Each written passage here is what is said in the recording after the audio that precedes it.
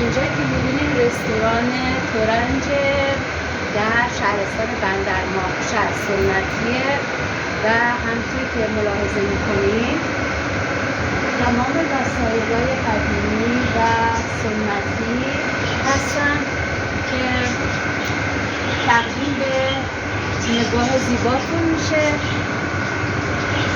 هر چی رو که اینجا می‌بینیم قدیمی سنتیه و خیلی جای دنج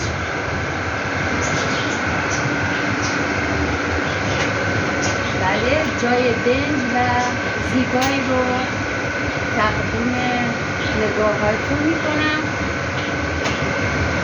واقعا اگر بیاین اینجا یه شبی رو بگذرونید، بعضی وقتا اجرای زنده هست، اینا اینجا اجرای زنده انجام میدن، آهنگ هست، آهنگ‌های زیبا و باز هم آهنگ‌های سنتی هستش که واقعا روح تازه‌ای رو به انسان میبخشه.